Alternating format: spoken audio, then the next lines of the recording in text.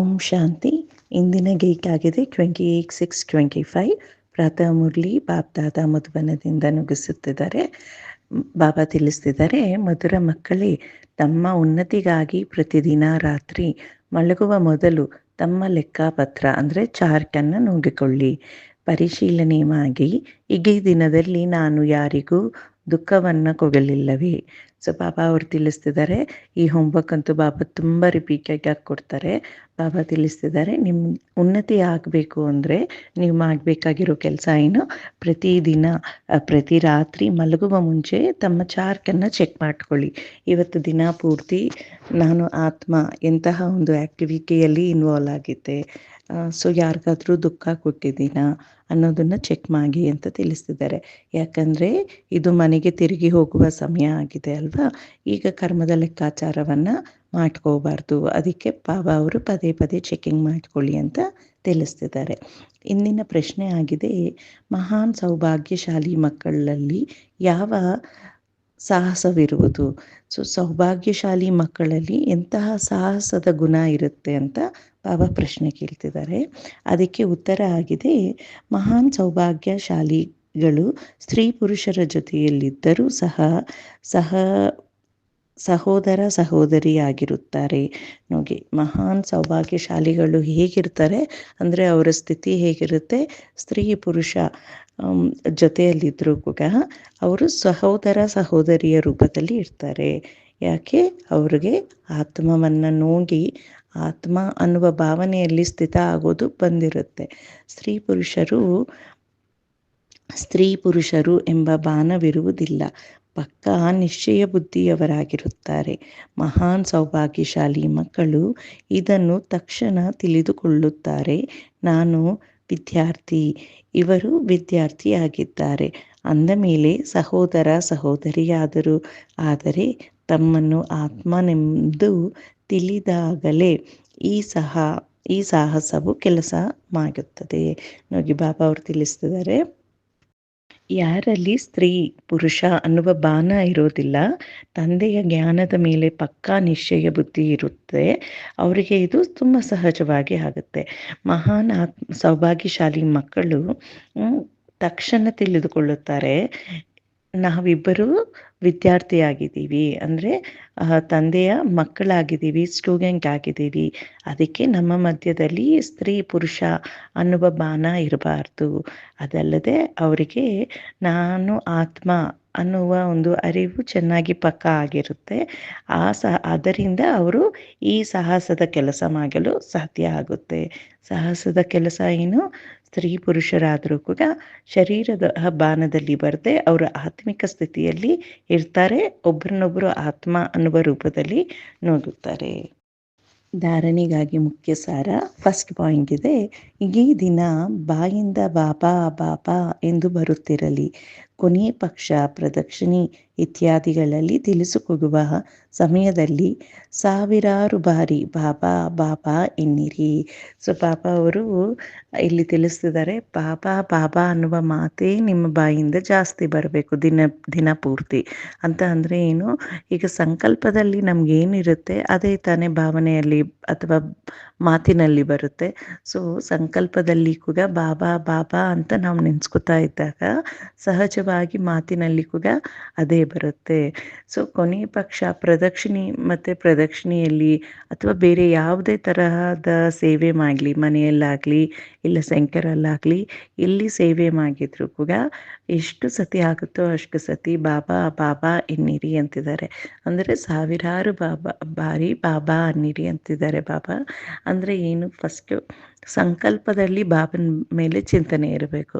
ಚಿಂತನೆ ಇದ್ದಾಗ ಅದು ಬಾಯಿಂದ ಬರೋದು ತುಂಬ ಸಹಜ ಆಗುತ್ತಲ್ವ. ಸೊ ಅದು ಬಾಬಾ ಹೇಳೋದು, ಬರೀ ಬಾಯಿಂದ ಬಾಬಾ ಬಾಬಾ ಅನ್ನೋದು ಬಟ್ ಮನಸ್ಸೆಲ್ಲೆಲ್ಲೋ ಹೋಗಾಗೋದು ಅದು ಕೂಡ ಕರೆಕ್ಟ್ ಅಲ್ಲ. ಸಂಕಲ್ಪದಲ್ಲೂ ಇರಬೇಕು, ಅದೇ ರೀತಿ ಮಾತಿನಲ್ಲಿ ಕೂಡ ಬರಬೇಕು. ಎರಡನೆಯ ಪಾಯಿಂಟ್ ಆಗಿದೆ, ಕಣ್ಣುಗಳಿಂದ ಎಲ್ಲವನ್ನು ನೋಡುತ್ತಲೂ ಒಬ್ಬ ತಂದೆಯ ನೆನಪಿರಲಿ. ಪರಸ್ಪರ ಮಾತನಾಡುತ್ತಾ ಮೂರನೆಯ ನೇತ್ರದ ಮೂಲಕ ಆತ್ಮವನ್ನು ಮತ್ತು ಆತ್ಮದ ತಂದೆಯನ್ನು ನೋಡುವ ಅಭ್ಯಾಸ ಮಾಡಬೇಕಾಗಿದೆ. ನನಗೆ ಇಲ್ಲಿ ತುಂಬ ಪ್ರಾಕ್ಟಿಕಲ್ ಆದ ಇಂಪಾರ್ಟೆಂಟ್ ಹೋಮ್ವರ್ಕ್ ಕೊಡ್ತಿದ್ದಾರೆ. ಧಾರಣೆಯ ಪಾಯಿಂಟ್ ಬಾಬಾ ತಿಳಿಸ್ತಿದ್ದಾರೆ. ಕಣ್ಣುಗಳಿಂದ ಎಲ್ಲವನ್ನು ನೋಡುತ್ತಾ ಈ ಪದಾರ್ಥಗಳು ಏನಿದೆ ಅಥವಾ ನಮ್ಮ ಪ್ರಪಂಚ ಏನಿದೆ, ನಾವು ಯಾವುದನ್ನು ಕಣ್ಣಿಂದ ನೋಡ್ತಾ ಇದ್ದೀವಿ, ಎಲ್ಲವನ್ನ ನೋಡುತ್ತಾ ಇದ್ದರೂ ಕೂಡ ತಂದೆಯ ನೆನಪಿರಬೇಕು. ಈಗ ನೋಡಿ, ಯಾವುದು ವಿಶ್ವ ಅನ್ನೋದು ಕಾನ್ಸ್ಟೆಂಟಾಗಿ ಚೇಂಜ್ ಆಗ್ತಾ ಇರುತ್ತೆ. ಬಾಬಾ ಅವರು ತುಂಬ ಮುರಳಿಗಳಲ್ಲಿ ತಿಳಿಸಿದ್ದಾರೆ, any changing thing is not permanent. ಅದು ಸತ್ಯತೆ ಅಲ್ಲ. ಪರಿವರ್ತನೆ ಆಗ್ತಾ ಇದೆ ಅನ್ನೋದು ಯಾವುದೂ ಸತ್ಯತೆ ಅಲ್ಲ. ಅದು ಶರೀರ ಆಗಲಿ, ಸಂಬಂಧ ಆಗಲಿ, ಇಲ್ಲ ನಾವು ನೋಡುತ್ತಿರುವ ಪದಾರ್ಥಗಳಾಗಲಿ, ಅಥವಾ ನಮ್ಮ ಮನಸ್ಸಿನಲ್ಲಿ ಬರುವ ಸಂಕಲ್ಪಗಳೇ ಆಗಲಿ. ಈ ಮನಸ್ಸಿನಲ್ಲಿ ಬರುವ ಸಂಕಲ್ಪಗಳು ಕೂಡ ಕೆಲವು ಸತಿ ತುಂಬ ಪಾಸಿಟಿವ್ ಇರುತ್ತೆ, ಕೆಲವು ಸತಿ ವಿಶ್ವ ಕಲ್ಯಾಣದ ಒಂದು ಸಂಕಲ್ಪಗಳು ಬರುತ್ತೆ, ಕೆಲವು ಸತಿ ನಮ್ಮದೇ ಪಾಸ್ಟಿನ ಸಂಕಲ್ಪಗಳು ಅಥವಾ ಹಳೆಯ ಸಂಸ್ಕಾರದ ಸಂಕಲ್ಪಗಳು, ಅಥವಾ ಮೇ ಬಿ ಕೆಲವು ನೆಗೆಟಿವ್ ಸಂಕಲ್ಪಗಳು. ಈ ಥರ ಕಾನ್ಸ್ಟೆಂಟಾಗಿ ಮನಸ್ಸು ಚೇಂಜ್ ಆಗ್ತಾನೇ ಇರುತ್ತೆ ಅಲ್ವಾ. ಮನಸ್ಸು ಅಂತ ಅಂದರೆ ಮನಸ್ಸಿನಿಂದ ಬರುವ ಸಂಕಲ್ಪಗಳು ಚೇಂಜ್ ಆಗ್ತಾ ಇರುತ್ತೆ. ಈ ಥರ ಚೇಂಜಿಂಗ್ ಪದಾರ್ಥಗಳು ಏನಿದೆ, ದಟ್ ಇಸ್ ನಾಟ್ ಟ್ರೂತ್. ಅದಕ್ಕೆ ಬಾಬಾ ತಿಳಿಸೋದು, ಏಕೈಕ ಸತ್ಯ ಅಂದರೆ ಅದು ಆತ್ಮ ಮತ್ತು ಪರಮಾತ್ಮ. ಬಿಕಾಸ್ ದೇ ಆರ್ ಅನ್ಚೇಂಜ್ಡ್, ಯಾವಾಗಲೂ ಚೇಂಜ್ ಆಗಲ್ಲ. ಆತ್ಮ ನಿಭಾಯಿಸುವ ಪಾತ್ರಗಳು ಚೇಂಜ್ ಆಗ್ತಾ ಇರುತ್ತೆ, ಆದರೆ ಆತ್ಮ ಎವರ್ ಎಕ್ಸಿಸ್ಟಿಂಗ್ ಅಲ್ವಾ. ಸೊ ಅದಕ್ಕೆ ಬಾಬಾ ತಿಳಿಸ್ತಿದ್ದಾರೆ. ಸೊ ಯಾವುದನ್ನು ನೋಡಿದ್ರೂ ಕೂಡ ನಾವು ತಂದೆಯ ನೆನಪಿನಲ್ಲಿ ಇರಬೇಕು. ಯಾಕಂದರೆ ಸತ್ಯತೆ ಅದೊಂದು ಮಾತ್ರನೇ ಅಲ್ವಾ.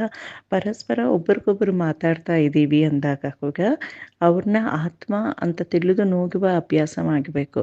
ಅವ್ರಿಗೂ ತಂದೆ ಯಾರಾಗಿದ್ದಾರೆ? ಪರಮಾತ್ಮ ಆಗಿದ್ದಾರೆ. ಸೊ ಐದರ ಆತ್ಮವನ್ನು ನೆನೆಸ್ಕೋಬೇಕು ಅಥವಾ ಪರಮಾತ್ಮನನ್ನು ನೆನೆಸ್ಕೋಬೇಕು. ಈವನ್ ಬೇರೆಯವ್ರನ್ನ ನೋಡ್ತಾ ಮಾತಾಡ್ತಾ ಇರೋವಾಗ ಕೂಡ. ಸೊ ಆವಾಗ ಅವ್ರಿಗೂ ವೈಬ್ರೇಷನ್ಸ್ ರೀಚ್ ಆಗುತ್ತೆ ಮತ್ತು ಆತ್ಮಿಕ ಸೇವೆ ಆಗುತ್ತೆ. ಅವರ ಆತ್ಮದ ಒಂದು ಉನ್ನತಿ ಆಗುವ ಒಂದು ವಾಯುಮಂಡಲ ಕ್ರಿಯೇಟ್ ಆಗುತ್ತೆ. ಇಷ್ಟೊಂದು ತುಂಬ ನಿರಂತರ ಸೇವೆ ಅಂತಾರಲ್ಲ ಬಾಬಾ, ಹಾಗೆ ಈ ಆತ್ಮಿಕ ಸ್ಥಿತಿಯಲ್ಲಿ ನಾನಿದ್ದು ಅನ್ಯರನ್ನು ನೋಡುವ ಅಭ್ಯಾಸ ಮಾಡಿದಾಗ ಅದು ನಿರಂತರ ಸೇವೆ ಆಗುತ್ತೆ. ಯಾಕಂದರೆ ಎಲ್ಲ ಆತ್ಮಗಳ ಒಂದು ಒರಿಜಿನಲ್ ನೇಚರ್ ಏನಿದೆ ಅದು ಆ್ಯಕ್ಟಿವೇಟ್ ಆಗುತ್ತೆ, ಜಾಗೃತಿ ಆಗುತ್ತೆ. ಇಂದಿನ ವರದಾನ ಆಗಿದೆ, ಪ್ರತಿ ಸೆಕೆಂಡ್ ಮತ್ತು ಸಂಕಲ್ಪವನ್ನು ಅಮೂಲ್ಯ ವಿಧಿಯಿಂದ ಉಪಯೋಗಿಸುವಂತಹ ಅಮೂಲ್ಯ ರತ್ನ ಭವ. ಸೊ ಬಾಬಾ ಅವರು ತಿಳಿಸ್ತಿದ್ದಾರೆ, ಪ್ರತಿ ಸೆಕೆಂಡ್ ಮತ್ತು ಸಂಕಲ್ಪವನ್ನು ಅಮೂಲ್ಯ ವಿಧಿಯಿಂದ ಉಪಯೋಗಿಸುವಂತಹ ಅಮೂಲ್ಯ ರತ್ನ ಭವ. ಸೊ ಬಾಬಾ ಅದಕ್ಕೆ ಎಕ್ಸ್ಪ್ಲನೇಷನ್ ಕೊಡ್ತಿದ್ದಾರೆ. ಸಂಗಮ ಯುಗದ 1 ಸೆಕೆಂಡ್ ಸಹ ಬಹಳ ಅಮೂಲ್ಯವಾದದ್ದು. ಯಾವ ರೀತಿ 1ಕ್ಕೆ 1,00,000 ಪಟ್ಟು ಆಗುತ್ತದೆಯೋ ಹಾಗೆಯೇ 1 ಸೆಕೆಂಡ್ ಸಹ ವ್ಯರ್ಥವಾಯಿತೆಂದರೆ 1,00,000 ಪಟ್ಟು ವ್ಯರ್ಥವಾಗುವುದು. ಹಾಗೆ ಬಾಬಾ ಅವರು ತಿಳಿಸ್ತಿದ್ದಾರಲ್ಲ, ಪದಂ ಪ್ರಾಪ್ತಿ ಅಂತ ಬಾಬಾ ಅವರು ತುಂಬ ಸತಿ ಹೇಳ್ತಾರಲ್ಲ. ಸೊ ಈ ಸಂಗಮ ಯುಗದ ವಿಶೇಷತೆ ಏನು ಅಂದರೆ 1 ಸೆಕೆಂಡ್ ಪುರುಷಾರ್ಥದಿಂದ ಪದಮಾಪದಿ ಪ್ರಾಪ್ತಿ ಆಗುತ್ತೆ ಅಂತ ಬಾಬಾ ಹೇಗೆ ತಿಳಿಸ್ತಾರೆ, ಅದೇ ರೀತಿ ಆ 1 ಸೆಕೆಂಡ್ನ ನಾವು ಕಲ್ಕೊಂಡ್ವಿ ಅಂದರೆ ವ್ಯರ್ಥ ಆಗಲಿ ಅಥವಾ ಏನು ಉಪಯೋಗ ಆಗದೆ ಇರೋ ಒಂದು ಸಂಕಲ್ಪಗಳನ್ನ ಮಾಡ್ಕೊಂಡ್ವಿ ಅಂತ ಅಂದರು. ಅಂದರೆ ನ್ಯೂಟ್ರಲ್, ಪಾಸಿಟಿವ್ನೂ ಅಲ್ಲ ನೆಗೆಟಿವ್ನೂ ಅಲ್ಲ, ಆ ಥರ ಅಂದರೂ ಕೂಡ ಆ ಸೆಕೆಂಡ್ ವೇಸ್ಟ್ ಆದಂಗೆ ಅಲ್ವಾ. 1 ಸೆಕೆಂಡ್ ಸಂಗಮ ಯುಗದ್ದು ವೇಸ್ಟ್ ಆಯಿತು ಅಂದರೆ 1,00,000 ಪಟ್ಟು ವ್ಯರ್ಥ ಆಗುತ್ತದೆ ಅಲ್ವಾ. ಸೊ ಅದಕ್ಕೆ ಜೋಪಾನವಾಗಿ ಸಮಯವನ್ನು ನಾವು ಯೂಸ್ ಮಾಡಬೇಕು. ಯಾಕೆಂದರೆ ಸಂಗಮ ಯುಗದ ಸಮಯ ಅಷ್ಟು ವ್ಯಾಲ್ಯೂಬಲ್ ಆಗಿದೆ. ಅದಕ್ಕೆ ಬಾಬಾ ತಿಳಿಸ್ತಿದ್ದಾರೆ, ಅದರಿಂದ ಇಷ್ಟು ಗಮನವಿರಬೇಕು, ಹುಡುಗಾಟಿಕೆಯೇ ಸಮಾಪ್ತಿ ಆಗಬೇಕು. ಸೊ ಅದಕ್ಕೆ ಒಂದೊಂದು ಕ್ಷಣ ನಾವು ಹೇಗೆ ಯುಟಿಲೈಸ್ ಮಾಡ್ತಿದ್ದೀವಿ ಅನ್ನೋದು ತುಂಬ ಗಮನ ಇಡಬೇಕು. ಹುಡುಗಾಟಿಕೆಯನ್ನು ಸಮಾಪ್ತಿ ಮಾಡಿ ಅಂತ ತಿಳಿಸ್ತಿದ್ದಾರೆ. ಈಗಂತೂ ಲೆಕ್ಕ ತೆಗೆದುಕೊಳ್ಳುವವರು ಯಾರೂ ಇಲ್ಲ, ಆದರೆ ಸ್ವಲ್ಪ ಸಮಯದ ನಂತರ ಪಶ್ಚಾತ್ತಾಪವಾಗುವುದು. ಏಕೆಂದರೆ ಈ ಸಮಯಕ್ಕೆ ಬಹಳ ಬೆಲೆ ಇದೆ. ಯಾರು ತನ್ನ ಪ್ರತಿ ಸೆಕೆಂಡ್ ಪ್ರತಿ ಸಂಕಲ್ಪವನ್ನು ಅಮೂಲ್ಯವಾಗಿ ಉಪಯೋಗಿಸುತ್ತಾರೆಯೋ ಅವರೇ ಅಮೂಲ್ಯ ರತ್ನಗಳು ಆಗುವರು. ಸೊ ನೋಡಿ ಬಾಬಾ ಅವರು ತಿಳಿಸ್ತಿದ್ದಾರೆ, ಈಗಂತೂ ಪ್ರತಿ ಸೆಕೆಂಡ್ದು ಲೆಕ್ಕ ಹಾಕುವವರು ಯಾರೂ ಇಲ್ಲ. ಆದರೆ ಸ್ವಲ್ಪ ಸಮಯ ಕಳೆದ ಮೇಲೆ ಪಶ್ಚಾತ್ತಾಪ ಆಗುತ್ತೆ.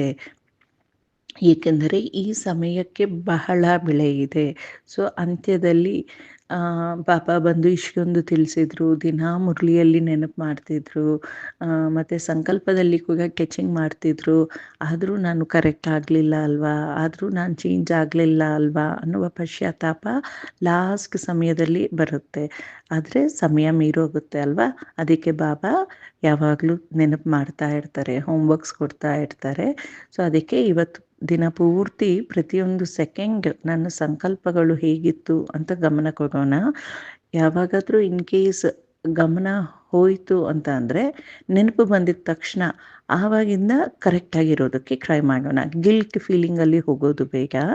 ಅದಕ್ಕಿಂತ ಈಗ ನೆನಪು ಬಂದಿದ ತಕ್ಷಣ ಕರೆಕ್ಟ್ ಆಗೋ ಒಂದು ಪುರುಷಾರ್ಥ ಆದರೂ ಮಾಡೋಣ. ಹಾಗೆ ಮಾಡಿದ್ರು ತುಂಬ ಟೈಮ್ ಸೇವ್ ಆಗುತ್ತೆ. ಈಗ ಬೈ ಚಾನ್ಸ್ ಮಿಸ್ಟೇಕ್ ಆಗಿ ನಾವು ಗಮನ ಕೊಡೋದು ಮರ್ತೀವಿ ಫಾರ್ ಲೈಕ್ ಅಬೌಟ್ ½ ಆಗಿ ಏನಾದರೂ ಅಂತ ಅಂದ್ಕೊಳ್ಳಿ. ನೆನಪು ಬಂದಿದ ತಕ್ಷಣ ಗಿಲ್ಟ್ ಫೀಲಿಂಗಲ್ಲಿ ಹೋದ್ವಿ ಅಂದರೆ ಮತ್ತೆ ಅದು ಟೈಮ್ ವೇಸ್ಟ್ ಆಯ್ತಲ್ವಾ.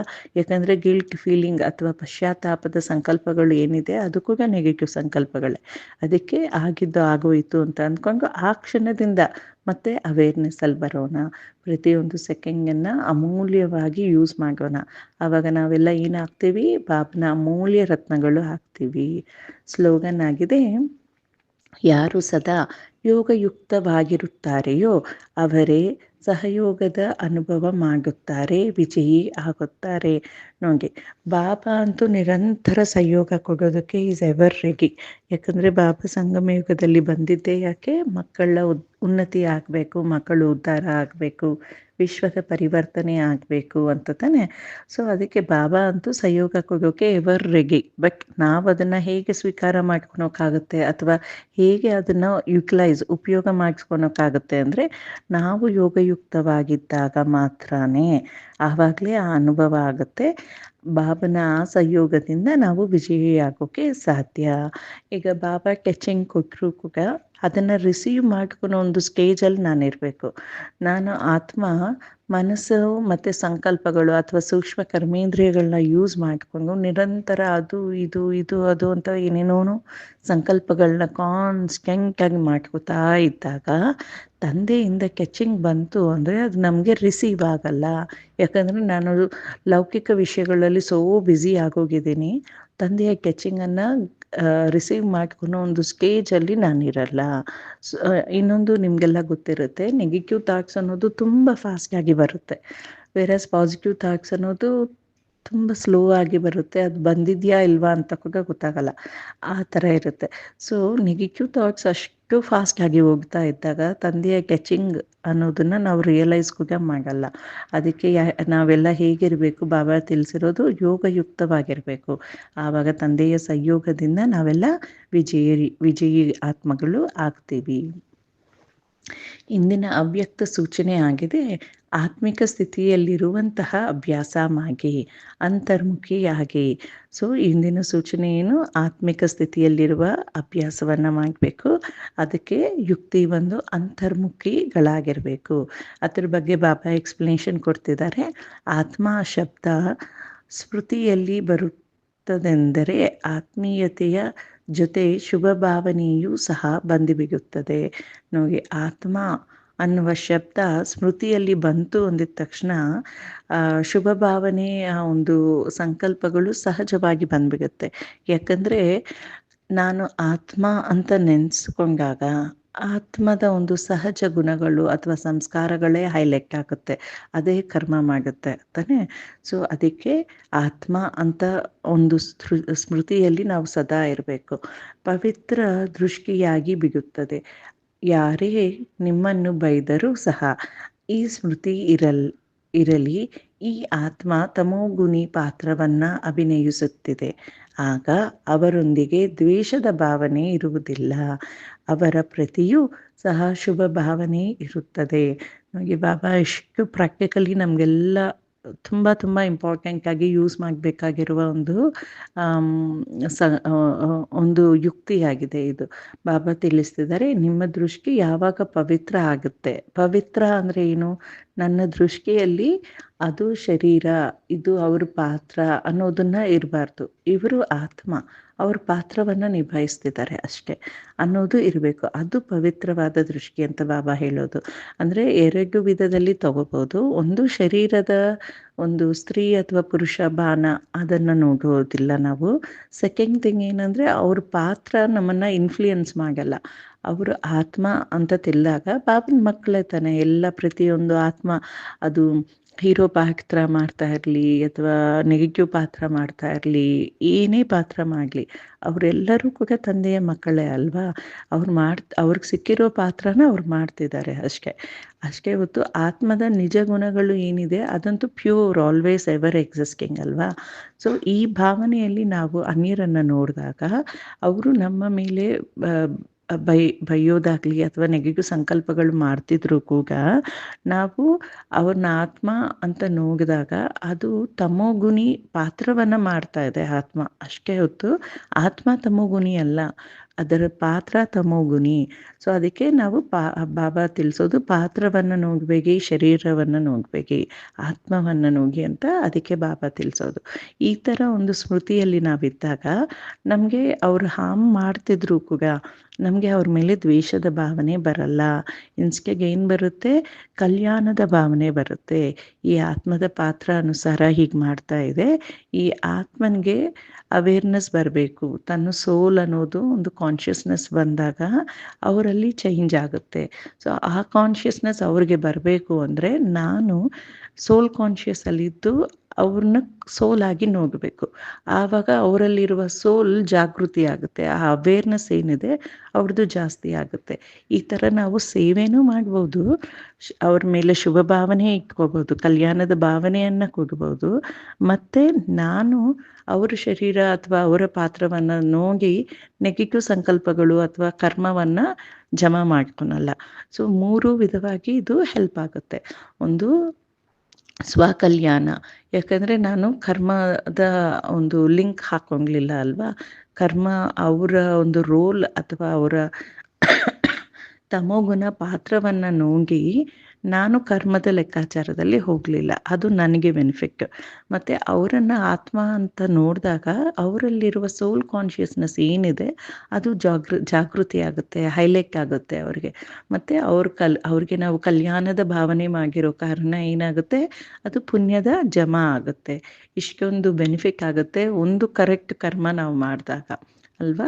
ಅದಕ್ಕೆ ಬಾಬಾ ಅವರು ಪ್ರತಿನಿತ್ಯ ಕರ್ಮವನ್ನು ಶ್ರೇಷ್ಠ ಮಾಡ್ಕೊಳೋದು ಹೇಗೆ ಅಂತ ತಿಳಿಸ್ತಾನೆ ಇರ್ತಾರೆ. ಸೊ ಬಾಬಾ ಅವ್ರು ಹೇಳ್ತಿದ್ದಾರೆ, ಅವರ ಪ್ರತಿಯೂ ಸಹ ಶುಭ ಭಾವನೆ ಇರುತ್ತದೆ.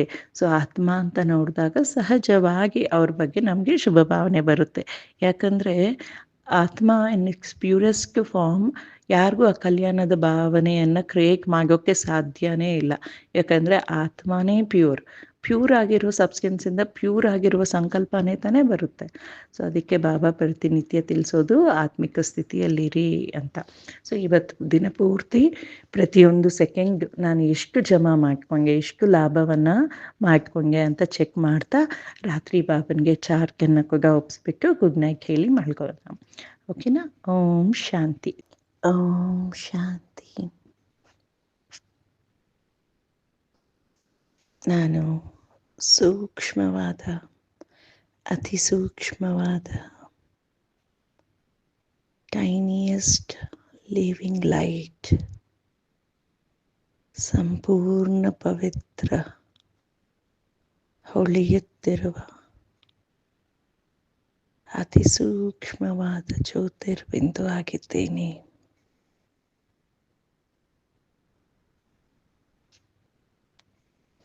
ಡ್ರಾಮಾ ಅನುಸಾರ ಈ ಶರೀರದಲ್ಲಿ ಪ್ರವೇಶ ಆಗಿ ಈ ದಿವ್ಯ ಪಾತ್ರವನ್ನು ನಿಭಾಯಿಸುತ್ತಿದ್ದೇನೆ.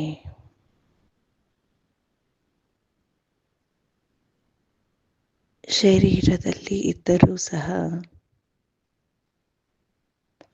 ಡಿಟ್ಯಾಚ್ ಆಗಿ ಪಾತ್ರವನ್ನಾಗುವ ಅಭ್ಯಾಸವನ್ನು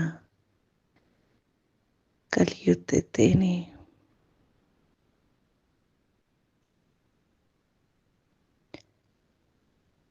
ಪರಮಾತ್ಮನ ಸಂದೇಶದ ಅನುಸಾರ ಶರೀರದಲ್ಲಿ ಇದ್ದರೂ ಸಹ ನಾನು ಆತ್ಮ ಅನ್ನುವ ಅರಿವಿನಿಂದ ಕೆಲಸ ಕಾರ್ಯಗಳನ್ನು ಮಾಡುತ್ತಿದ್ದೇನೆ.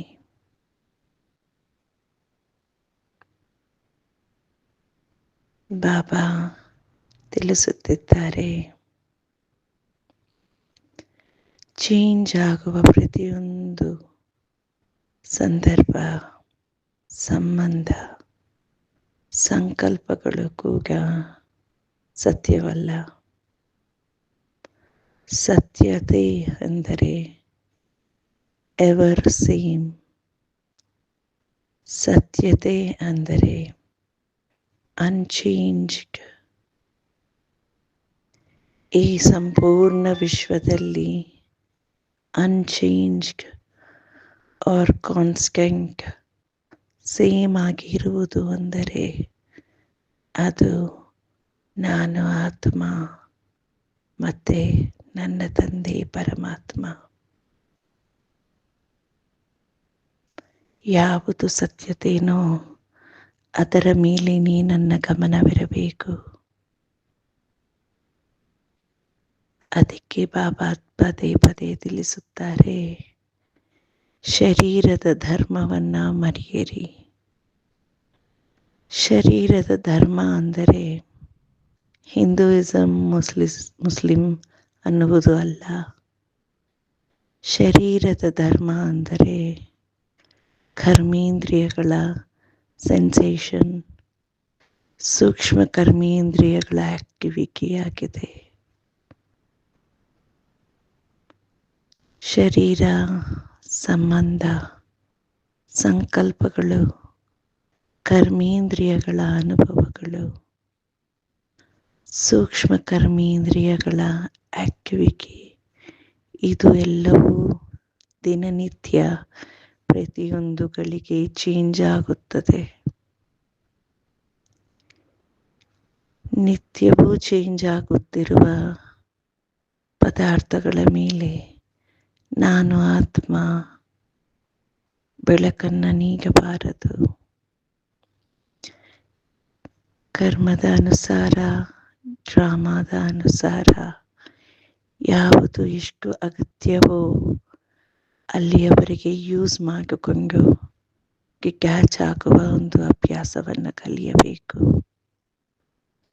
ಯಾಕೆಂದರೆ ಈಗ ಈ ಶರೀರವನ್ನು ಮತ್ತು ಗ್ರಾಮ ಅಲ್ಲಿರುವ ಪಾತ್ರವನ್ನು ಬಿಟ್ಟು ಹೋಗುವ ಅಭ್ಯಾಸ ಮಾಡುವ ಸಮಯ ಆಗಿದೆ.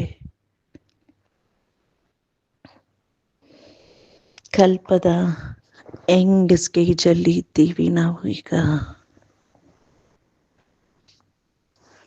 ಶರೀರದಲ್ಲಿ ಇದ್ದಾಗಲೇ ಡಿಟ್ಯಾಚ್ ಆಗುವ ಅಭ್ಯಾಸದಿಂದ ನಾವು ಈ ಶರೀರವನ್ನು ಬಿಡುವ ಸಮಯ ಬಂದಾಗ ಸಹಜವಾಗಿ ಬಿಡಲು ಸಾಧ್ಯವಾಗುತ್ತದೆ. ಹೇಗೆ ಬಾಬಾ ತಿಳಿಸುತ್ತಾರೆ, ಬೆನ್ನೆಯಿಂದ ಕೂದಲು ಸಪರೇಟ್ ಆಗುವುದು ಅಲ್ವಾ, ಎಷ್ಟು ಸ್ಮೂತಾಗಿ ಸಪರೇಟ್ ಆಗುತ್ತದೆ. ಅದೇ ರೀತಿ ನಾನು ಆತ್ಮ ಶರೀರದಿಂದ ಸಪರೇಟ್ ಆಗುವ ಸಮಯದಲ್ಲಿ ಅಷ್ಟು ಸಹಜವಾಗಿ, ಈಸಿಯಾಗಿ ಸಪರೇಟ್ ಆಗುವ ಒಂದು ಪುರುಷಾರ್ಥವನ್ನು ಮಾಡುತ್ತಿದ್ದೇನೆ. ಈ ಶ್ರೇಷ್ಠವಾದ ಪುರುಷಾರ್ಥದ ಮಾರ್ಗದರ್ಶಿಯಾಗಿದ್ದಾರೆ ನನ್ನ ತಂದೆ, ಗುರುವು, ಸದ್ಗುರುವು, ಪರಮಾತ್ಮ. ನಿಮಗೆ ಶತಕೋಟಿ ನಮಸ್ಕಾರಗಳು. ಓಂ ಶಾಂತಿ.